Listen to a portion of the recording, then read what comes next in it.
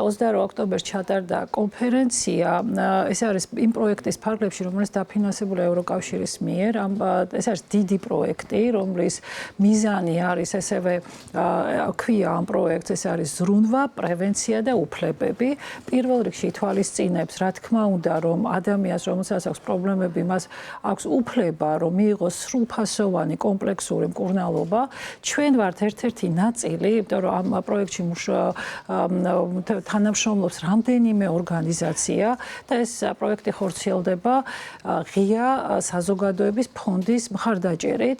ჩვენი ამ შემთხვევაში მიზანი არის, ჩვენი ნაწილის მიზანი არის, რომ ნარკოლოგებსა და ფსიქიატრებს შორის მოხდეს კოორდინაცია იმისთვის, რომ ადამიანს, რომელსაც აქვს კომპლექსური პრობლემები და აღინიშნება როგორც ფსიქოაქტიური ნივთიერებების მოხმარებით გამოწვეული პრობლემები, ასევე ფსიქიკური აშლილობების პრობლემები, რომ აი ამ მდგომარეობის მართვა მოხდეს მაქსიმალურად სრულფასოვნად. სამწუხაროდ და აი ეს კონფერენცია და თქვენ აღნიშნეთ კიდევაც, რომ ძირითადად მიზნად ისახავდა იმას, რომ ფსიქიატრებს და ნარკოლოგებს ერთად ემსჯელათ იმ გამოწვევებზე, რაც არსებობს ამ მიმართულებით.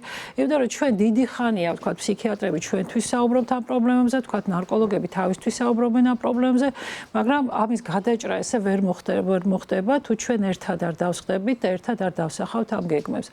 პირველ რიგში განვიხილეთ, რა პრობლემის აწყდებიან ფსიქიატრულ სერვისებში კომპლექსური მართვისთვის, ასევე რა პრობლემის აწყდებიან ნარკოლოგიურ სერვისებში ამ პრობლემის მართვისთვის და რა გამოცდილება არსებობს საერთოდ საერთაშორისო პრაქტიკა, საუკეთესო პრაქტიკა რა არის და რა შეიძლება გაკეთდეს. რაც მთავარია, მე ვფიქრობ, რომ ჯერ ეს იყო პირველი ეს მცდელობა, როდესაც ამ ორი დარგის პროფესიული თემი და ერთად დავსხედით და დავიწყეთ ამაზე მსჯელობა. მეორე გამოიკვეთა ის, რომ ჩვენ ვისაუბრეთ არა მარტო პრობლემებზე, არამედ რაღაცა კონკრეტულ საკითხებზე და მართლაც გამოისახა კონკრეტულ ეს არის საკანონმდებლო თუ განათლების თუ სერვისების მოწყობის და ასე შემდეგ საკითხები, რომლებთან გადაჭრა უნდა აუცილებლად დაიწყოს და რომლის გადაჭრას აბსოლუტურად რეალისტურია, საკმაოდ ასე ვთქვათ, ახლო მომავალში, რაც მნიშვნელოვნად გაუმჯობესებს როგორც ფსიქიატრების, ასევე ნარკოლოგების და რაც მთავარია ჩვენი პაციენტების მომსახურების ხარისხს, ხო? ბატონო ეკა, ვიცი მინდა გკითხოთ, ფსიქოაქტიური ნივთიერებების მოხმარების გამო რამდენად ხშირად ემართებათ ადამიანებს ფსიქიკური აშლილობის სერიოზული პრობლემები, რამდენად ხშირად არის ეს ორი რამ ერთმანეთთან კავშირში? იცით რა, პრაქტიკულად ამ ორი რაღაცის გამიჯნა თითქმის შეუძლებელი, ძალიან ხელოვნურია, რომ ჩვენ გავმიჯნოთ ეს ერთი მეორისგან.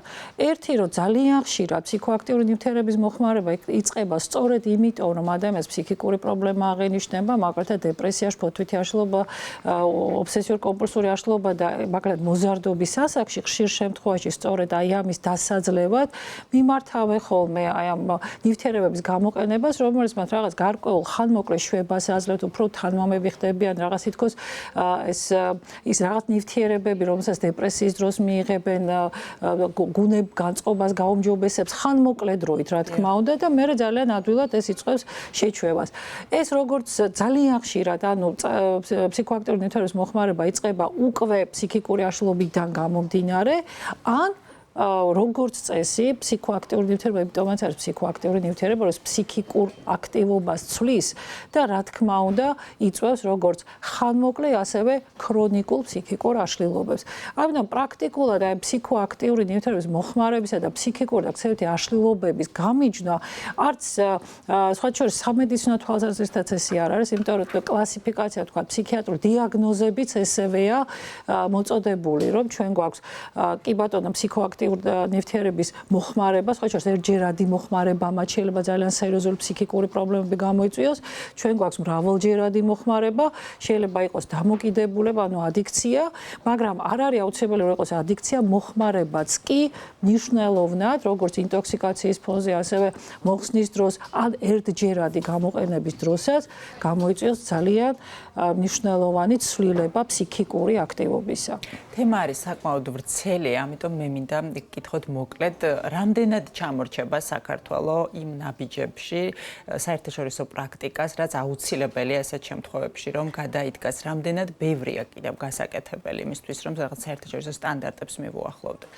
იცით როგორ არის, რომ ცალკეულ საკითხებში, აი ამიტომაც დისკოორდინირებულია, ესეთ ცალკეულ საკითხებში შეიძლება არ ჩამოვრჩებით, თქვა საერთაშორისო პრაქტიკას, მაგრამ რაც შეეხება აი ნარკოლოგიური და ფსიქიატრიული ერთობლივი, თქვა კომპლექსური მართვის საკითხებს, აქ რა თქმა უნდა ძალიან განსხვავებული მდგომარეობა გვაქვს, იმიტომ რომ ძირითადად უმეტეს შემთხვევაში განვითარებულ ქვეყნებში ნარკოლოგია არის ფსიქიატრიის ნაწილი.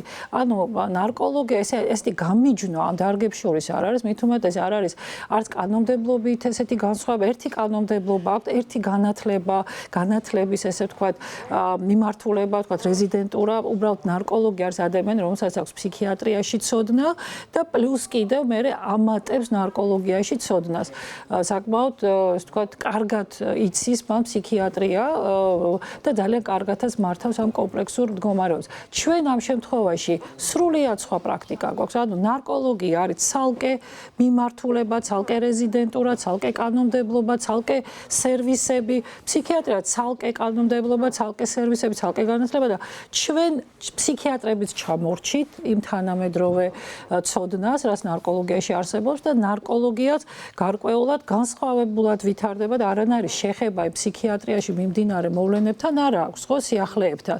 ამიტომ ბუნებრივია ეს ქმნის ძალიან სერიოზულ პრობლემას. ეხლა რაც შეეხება ცალკეულ პროგრამებს, შეიძლება ცალკეულ პროგრამებში ძალიან კარგი დონეა, მაგრამ მთლიანობაში არის ძალიან დისკოორდინირებული და არასწორი, ესე ვთქვათ, მიმართულება იმ კომპლექსური მართვის შემთხვევაში.